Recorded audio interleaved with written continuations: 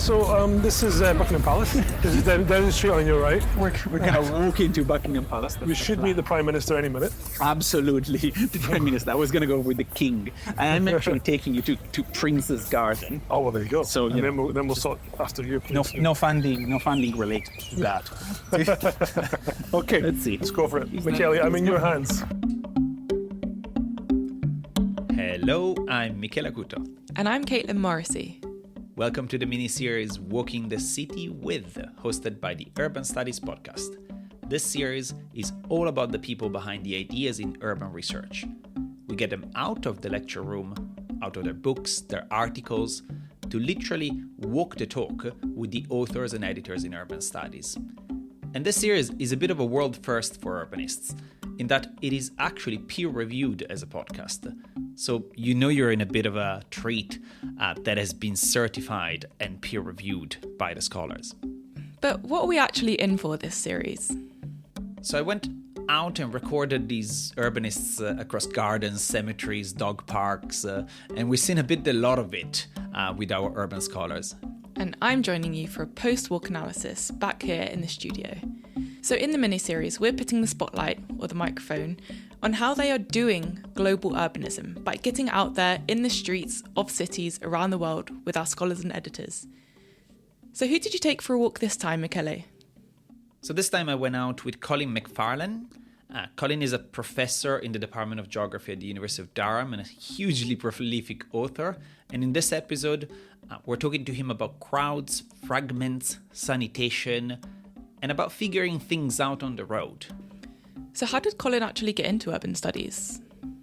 So we'll hear a pretty great tale of travelling between the outskirts of Glasgow and the depths of informal Indian settlements. He takes us through a story full of wonder and concerns and excitement for cities. So what an urbanist, really. Can't wait to hear all about it. Shall we? Let's go. Right. Okay. How did you get into urban studies? Right, good question. Well, I would say I got into geography and urban studies rather than urban studies per se, and I've always thought of myself as sitting between sort of both those areas of research and teaching. Probably when I was growing up, I became sort of fascinated by cities, and I think that was growing up in Glasgow. It's an exciting city, there's lots happening, and I loved the excitement of the city, the variation, diversity of urban life. The fact that you could concentrate into a small space so many different kinds of people from all over the place. I was fascinated by that. So just the sheer mixture of urbanness. But then I was also very sort of troubled by the city. We grew up in a very sort of poor housing estate in the south of the city, and it felt like the neighbourhood was being treated badly by the central government, which it was, like a lot of neighbourhoods in South Scotland, South West Scotland at the time, during the Thatcher government years. And so I developed a real affection and concern and investment in the future of the city, and especially its more disenfranchised neighbourhoods. So I kind of grew up with a sense of both fascination on the one hand with cities, and on the other hand a sense of a concern for the future of cities and how inclusive they really could be. I'm back in the studio. Yeah, I really loved that sentence from Colin when we were walking, and that sense of fascination on the one hand, but also on the other hand, the concern and the excitement for the future of cities. And I think it really embodies what we're trying to do in this mini-series. That's that attempt at global urbanism and a bit of an adventure on the road in other countries and in other contexts. I totally agree. It was so interesting to hear about Colin's memories of growing up in Glasgow and what sound like some really early political realisations about how his neighbourhood was being affected by the leadership of Margaret Thatcher, who was then the British Prime Minister. And then the fomentation of this appreciation and concern for cities under his time at the University of Glasgow. And since then, a lot of Colin's work has focused on urbanisation in India, particularly Delhi and Mumbai. I wonder how Colin got there. And how did you get from there to the middle of Delhi? The outskirts of Delhi, technically. I took a sort of real leap there. I knew I wanted to do cities, I was interested in India, and I thought, why not just go for it? Really just push myself and try to understand the sort of predicament of urbanization in India. So it was a huge challenge I set myself. I was really intimidated by it, but also incredibly excited about it. I'd barely really traveled at all. India was the furthest I'd ever been. And I sort of arrived in the first year of my PhD in Delhi thinking, how the hell am I going to make sense of this? And of course, you don't really make sense of the complexities of Indian cities as someone who comes from the outside. You just try to make sense of particular questions and contexts and places and understand what's going on around you. But that's kind of how that developed, and it's been back and forth ever since. So Colin's just mentioned some different temporalities of density, those temporary densities where lots of people are using the same infrastructure or meeting in the same places at the same time. So density isn't static. And what's fascinating about Colin's work is not just recognising different densities and different temporalities and types of density, but it's interested in understanding how people experience density differently. Densities and crowds have become an increasingly important part of my work over the last 20 years since I started. I finished my PhD in 2004, and we're now nearly 20 years after that. And that was a sort of slow realisation. I said earlier that I've always been interested in urban life. One of the things I love about urban life is, I came to realise, the concentration of people in space. So, I remember as a kid walking through Glasgow city centre with my mum, and just being intimidated, confused, awestruck, excited by the kind of throughput of people, and the kind of the economic and social buzz that comes with concentrations of people, activity, and buildings, and all of that in space. And try to think, on the one hand, this is both very local, right? It's all happening here in front of me. On the other hand, this is all very global. There's people from all over the place, right? And trying to understand those geographies, trying to make sense of what's going on in that moment when everyone's pulled together and what it means to people, what people like about it, what they don't like about it. In a sense, growing up with that, felt sense of the excitement and intimidation of the crowds, but also intellectually coming to see that crowds and densities, and I would say the crowd is a particular expression of density, coming to see that actually that's a defining feature of what cities are.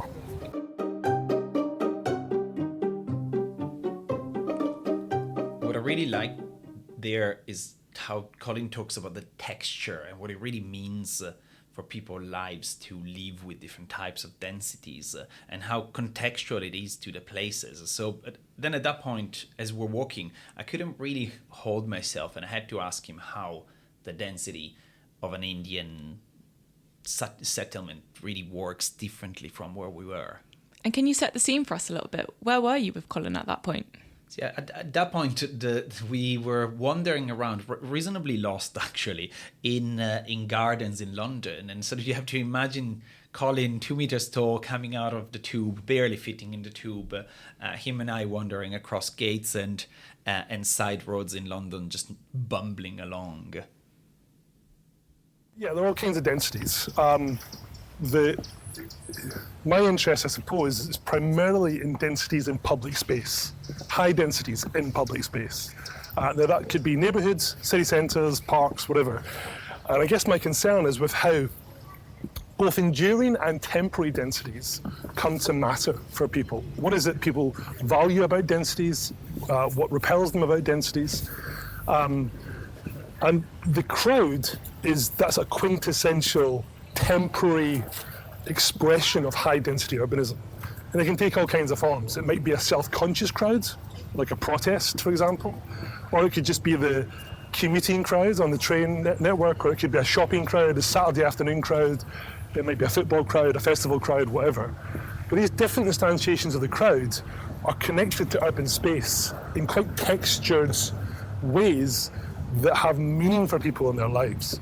So, curiously, I don't think a lot of urban studies research, or geography for that matter, has really examined what density really means to people, or what crowding means to people in those kinds of spaces.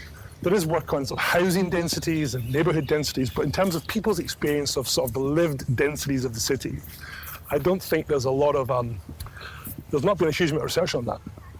And when you ask people about how they feel about high densities, you don't always get the answer you expect. you quite often get a very nuanced answer around, I quite like this aspect of high density, but maybe not so much this part of high density. And of course, that can be very differentiated according to things like gender and age and bodily ability, income, and so on. So what I've been trying to do for the last few years, comparatively looking at different parts of the world through this research project, is to ask the question, how do we make sense of density? How do we build a sort of theoretical lens on density from the perspective of different people's perspectives on it, right? So you end up with this multiplicity of understandings. How does that help you build a larger understanding of what density is and what it means to people, particularly this form of density, in public spaces? That definitely made a lot of sense to me there and then, but I think it makes sense to me in the bigger arc of the scholarship that Colin has had in urban studies and how he's tackled global urban issues, don't you think? I do, and another area of Colin's work has been looking at the implications of infrastructural absences in neighbourhoods on the edges of cities, especially looking at sanitation. In fact, last year, Colin published a book called Waste in the City, The Crisis of Sanitation and the Right to City Life, and he told us a little bit more about that work. How is a crowd in London different from a crowd in Mumbai? Yeah. Well, that's a really good question, because of course there are cultural differences around things like bodily space and proximity and people's sense of what you would expect from the city. So if you get on a metro in Mumbai, your expectation is going to be slightly different in terms of bodily compression with other people than it would be in the London Underground, right? So these cultural differences. But also within that, there are quite a lot of diversities. So I'm not sure that, outside of very broad brush descriptors of cultural differences, which we have to be sort of careful about in terms of the assumptions we might make there, outside of those very broad brush descriptors, I don't think we can quite get into a position where we can compare in those sorts of levels. That there are city or country-based perceptions of high density in, say, London and the UK that are different from, say, Bombay and India. I think that level of comparativism isn't actually that helpful. I'm not sure we can quite get there with any real degree of certainty, right? So the comparative element then, it becomes much more nuanced. It becomes much more about what is it that people tend to value and like about certain forms of dense configurations. So, for example, on the train networks, you might find it's things like everyday conviviality. People, both in London and Mumbai for that matter, might value simply the smile and the nod of a particular stranger or a set of strangers who they see in the daily commute. It maybe something's become quite familiar to them over time. It might be, I remember in Tokyo, one woman talking about, as part of this research we did with Romit Chowdhury in the European Research Council project that I'm currently finishing up. I remember one woman talking about how seeing the kind of display of changing fashions in the city, in the crowd, was one of the things she really loved about being in the commuting crowd, right? Just watching different people dressed differently and how that changed over the years and getting ideas about her own sort of wardrobe and so on. So people pick up on all kinds of quite textured relations to high density urbanism. And I'm sort of interested in trying to proliferate and multiply those kinds of orientations and to ask, are there kind of repeating relationships like that come up across cities, rather than these rather more broad-brushed distinctions between, say, Mumbai and London, which I'm not sure we ever quite get to with those kinds of experiences. Does that make sense? So Colin made the point really clearly there that it's not just about the right to sanitation, but how the absence of working sanitation infrastructures limits people's right to participate fully in urban life. So highlighting, for example, the intersection of sanitation with girls' education, or sanitation and constant illnesses and infections, and how those affect your ability to live an urban life. But he's also done a lot of work using fragments as a way of thinking through the urban. So material fragments, knowing fragments, and even writing in fragments, and using this as a way of representing the urban condition. And Colin's written a book called Fragments of the City, Making and Remaking Urban Worlds. And he told you a little bit more about this work too.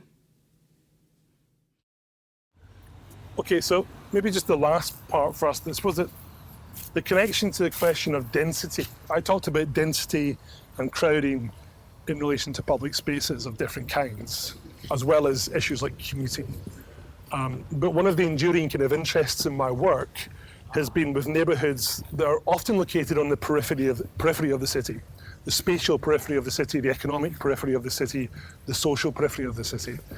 These neighbourhoods are often, not always, denser in population terms than other parts of the city, because the urban poor become forced into neighbourhoods which are smaller slivers of land, substandard housing, inadequate infrastructure and services. You know, the story that we know, often on the edges of cities, right? So you often have a situation where density becomes a problem because of the larger political economy and cultural politics of urbanisation, where people are pushed to the edges of the city, right? In that situation, density is a problem only insofar as there are more people than there are housing and infrastructure of adequate standard to reproduce urban life. So people have to improvise and collaborate, and of course we know these stories well, and all the kind of conflicts around scarce resources and so on, because of state disinvestment, etc., and the way in which the land economy works. So that's where density kind of figures there as a kind of a problematic equation of numbers to provisions. At the heart of that is the whole question of sanitation. So the reason this is a crisis which is getting worse is that most urban growth is happening on the edge of cities, as I was suggesting, and quite often on the edge of cities you're beyond formal infrastructures. You're beyond formal sanitation infrastructures, sewers, drainage, formal government toilet schemes and so on. And so people have these very patchwork, fragmented geographies of infrastructure which are sometimes partly built by the state through all kinds of relationships, and sometimes partly built by themselves or other groups. And as more and more people arrive into these urbanising edges of cities, predominantly in Asia and Africa, we're seeing a worsening sanitation crisis. So what is that? The question I would pose is, how do we make sense of that, right? And the first thing I would say there is that it's not just about toilets. It's not an engineering problem, it's not a technical problem, it's not just about getting more toilets into people's houses or into neighbourhoods. It is a much more fundamental problem of citizenship, rights, culture, racism, caste politics, ethno-religious politics, of course sexism in all kinds of ways, and trying to understand sanitation as a fundamental politics of the city itself, right? And so that's something I think that urban critical scholars should be paying much more attention to. As we walk next to a bin being packed. let me read you a line from the book so that we get you to unpack that a bit more. So you say, city life is a democratic right to public life and death. So from that perspective, I presume we're talking about citizenship here. Can you unpack that? What you mean by city life in there, and why is it life and death there? Why is it so serious? Yeah. Well, we know that inadequate sanitation is one of the biggest killers of children under 5. So there is a very fundamental politics of life insofar as inadequate sanitation, which includes clean water and toilets, basically the ability to separate human waste from where you live.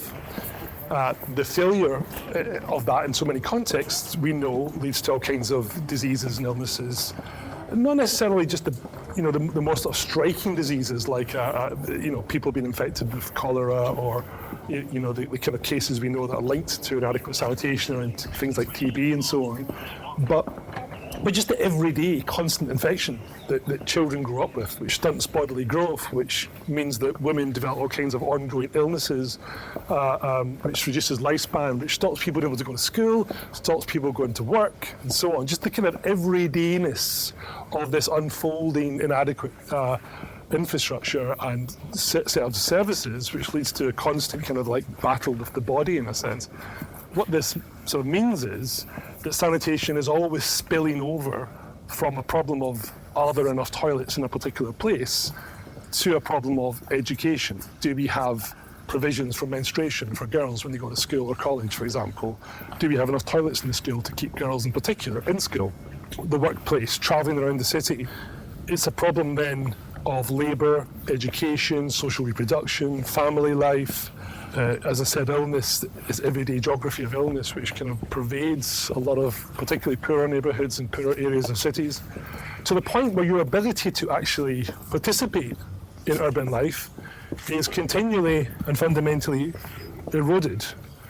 So this is why it's about city life, right? What is city life? City life is the capacity to live fully in the city, to be part of the city, not just in terms of going to work or school, but also just in terms of the social life of the city. Being able to take part in the neighbourhood's cultural activities, to go and be part of the city's lifeblood and energy and buzz, all the stuff I talked about earlier in relation to densities and crowds, right? The stuff that gives the city its pulse and its heartbeat. All of that human effervescence is in many small everyday ways eroded when people are constantly battling with something as fundamental as can you rely on decent sanitary facilities to stay healthy, and that's linked to all kinds of other questions, dignity, harassment for women, abuse, violence, all kinds of other elements that come out of this. So that's why I see it fundamentally as a question of the right to city life, not simply as a question of the right to toilets. I want to see it in that broader landscape. And it's also why I think urban studies and for that matter, geography should really, I think, be paying more attention to this. We talk a lot about the housing crisis and the land crisis. Of course, not only is the housing crisis and the land crisis connected to the crisis of sanitation, the crisis of sanitation itself is always about these other geographies of the city, these other aspects of urban life. So I think it's something we've not paid enough attention to, and it's getting worse and worse.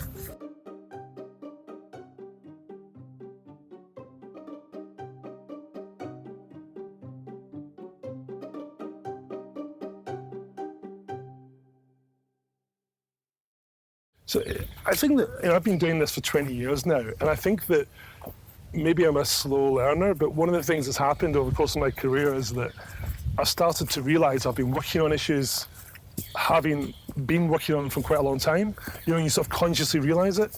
So I realised I was working on densities and the extent to which density mattered to people for years and years. It was coming up in interviews with people all the time in places where I was doing research. I just wasn't really seeing it as a central aspect of my work, and then until eventually I noticed that. And the same with fragments. I realised that a lot of my research was really about fragments of infrastructure, bits of broken water pipes and drains and toilets and things that were never really working or reliable, that people had to be constantly labouring over, particularly women in poorer neighbourhoods, not just in India, but in all kinds of contexts where I've been sort of fortunate enough to do research with various colleagues. So I started to think more and more about these fragments of infrastructure and what does it mean to spend so much of your daily life trying to kind of do the work of things like sanitation and electricity that most of us sort of take for granted. What does that do to your kind of your daily labour, your chores, your perception of your neighbourhood and yourself and so on?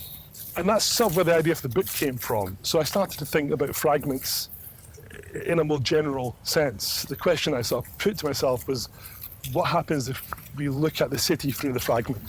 How do we make sense of the urban condition when we look at it through the fragment? In a sense, it's a similar question that I was asking around density. What happens when you sort of look at the city through density? But what about the fragment, these kind of neglected bits and pieces that we sort of often overlook? And the fragment really in multiple senses. So one was around material fragments, so bits and pieces of things, literally broken bits of infrastructure, pipes and so on, but also all kinds of debris which sort of litters the urban landscape, and how people pick this up and use it and repurpose it for all kinds of social or economic purposes, right?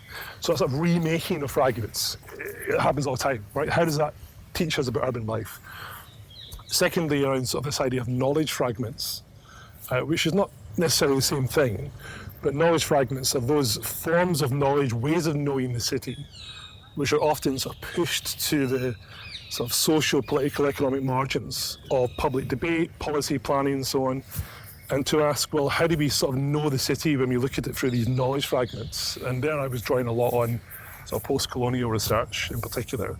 And then thirdly, and finally, I was interested in how we then sort of represent the urban condition as this fragmented socio-spatial phenomena by literally writing in fragments of text. which I'm fully aware can sound quite pretentious and slightly indulgent, but the purpose of that was not to, well, I hope wasn't to do that. The purpose was to try to say, can you find a register of sort of expression in writing which kind of mirrors this sense of socio-spatial fragmentation? Right? Is there a way of doing that? And does that add sort of weight to the kind of story you're trying to tell about the urban condition to do that? And partly also because I wanted to try writing in a different way. You know, I've always sort of wrote in the same kind of way. This was different, writing these short fragments of text. Whether it works or not is for other people to decide. Certainly some friends have told me that they're more convinced than others are, and that's fair enough. And it was hard to do, but it was also an exciting challenge. And I think that's an important sort of larger question, I suppose, about how we kind of represent the sort of urbanisms we're interested in. And I think we kind of often skip over that curiously, and we just assume that a certain register of expression, you know, the 8,000 word paper, for example, is the way to represent what we want to talk about. My sense is that things like podcasts and other media, other ways of writing, are starting to creep more into urban studies and geography in ways which is opening that up a little bit, and I think that's quite exciting. So hopefully the book is maybe part of that a little bit as well. I think what Colin did there for us beautifully, better than probably we could do, is he teed up the series perfectly. It's that attempted experimentation and us taking you that are listening into ways in which urban scholars are imagining and representing the city, and traveling with them and hearing little types of expressions, not just the 8,000 words paper that Colin is talking about, but many, many other ways in which we can talk about the city, don't you think? Yeah, that's totally right. And I think, as we've heard over this episode, we're really keen to hear more about the person behind the work and the places that shaped and nurtured the way that they imagine the global urban. And in a way, what it does that we really couldn't help ourselves by inserting in all these episodes is stopping, in this case, there at a corner in the middle of London, and getting all these amazing scholars to take us to another place somewhere else and seeing a play, that global urban imagination. And in a way, if you are safe to do so, asking you to close your eyes and imagine another place with Colin and I. And surprise, surprise, Colin told us about Mumbai.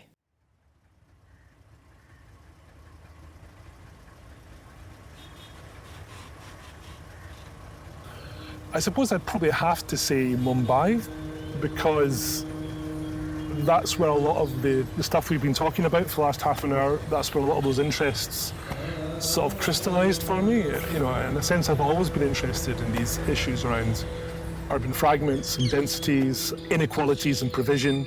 I've always been interested in those aspects of cities and trying to make sense of how they're experienced. That's really the kind of central question in my work. How are these urbanisms experienced by people on a day-to-day basis, and what does that tell us about urban life and what may be done to improve or enhance living?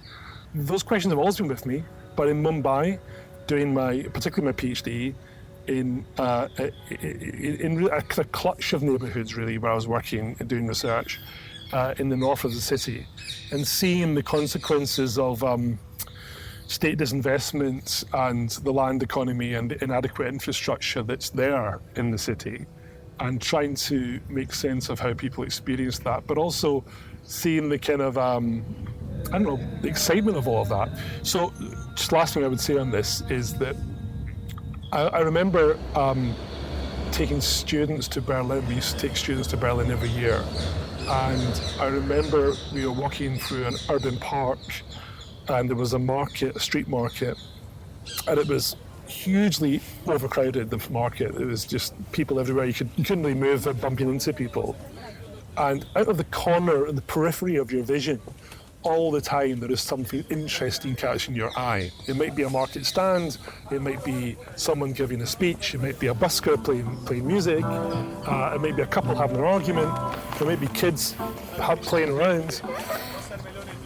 And that moment, I remember thinking, this is partly why I love cities. It's this coming together in space of this diversity of people and activities.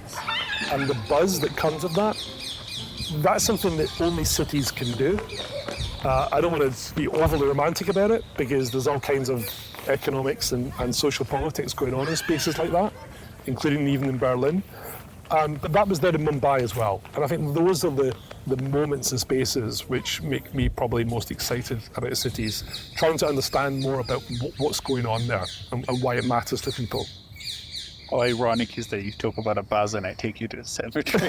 They're literally in a cemetery. Very fitting. It's brilliant. Brilliant. Yeah, the anti-density. Anti-density. The density of dead bodies. The ultimate density. Yes. I'm sure we're going to do an episode on that, and we're going to Berlin next. Well, perhaps we're surrounded by ghosts right now. That is very great.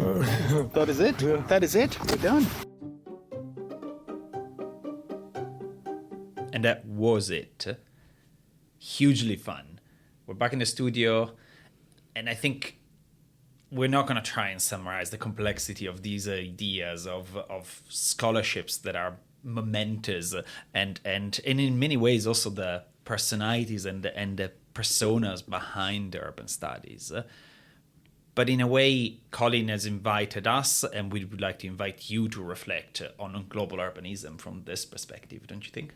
I totally agree, and I think everybody listening to this will come away with different things that struck them or they found interesting. But just to highlight a few from what we've heard, I've got one conceptual takeaway, a methodological takeaway, and then a personal takeaway from what we've heard from Colin. The conceptual takeaway was that I found what Colin said about the temporalities of density and the nuance of how density is experienced completely fascinating. As a native Londoner and somebody who used to use the tube to commute a lot to work, I can totally relate to the interviewee that he highlighted, who spoke about travelling on a packed train, tube or tram or bus and being exposed to this dense concentration of wardrobe inspiration. So density doesn't always equal being uncomfortable or being, and it doesn't always have negative connotations, but that dense places can be places of dense inspiration too. And I just loved that in terms of highlighting the nuance and the way that density is experienced. The methodological point that I'd highlight is what Colin said about the scales of comparing and it being very difficult to generalise for a whole city population what those attitudes about density might be, and the need, therefore, for more nuanced understandings of density that is plural, qualitative, culturally sensitive, and theoretically tentative. And I know that there were a lot of tivs there. But so those were some of the takeaways, and I think that some of that encouragement to be more provisional in the way that we theorise about cities really struck me, and I think it's something that we'll hear about across the series. And then the third and final takeaway that I took from what Colin said was this personal note, really, which is that Colin mentioned the slow realisation over his career that issues like density or fragments or sanitation were coming up a lot in his work over the last 20 years. And just this idea that from the outside, somebody's pathway or career in academia may seem really deliberate and conscious, but actually that some of these pathways or these career trajectories or vectors of research that people become associated with are more subconscious, and there's maybe some unknowing, and then things become clearer in retrospect. And I just thought that was a nice takeaway for some of us like myself who are in the early stages of our academic careers. I think it's a good takeaway for all of us. In many ways, that's sort of how we kidnapped fundamentally Colin out of the tube in the middle of London with a bit of a pretense to talk about crowds and density. But I think it sort of also gave us a good sense of the modes of doing global urbanism and why it is important for us to open up our imaginary and to listen to different voices, but also listen to different voices out there. So for me, really, what a treat and so much fun. I really can't wait to get on the road with someone else and indulge again into a walk on global urbanism with someone else. And with that, ladies and gentlemen, Colin McFarlane with his Crowds, Fragments, Rights to the City, and with a teaser of his work. So if you want to read and hear more about Colin's urban studies, do take a peek through our show notes for some links and dive in the textures of Colin's work. So with that, until the next adventure out, thanks for listening, and thanks for walking the city with us and with Colin. And who knows, we might even find ourselves back in Berlin.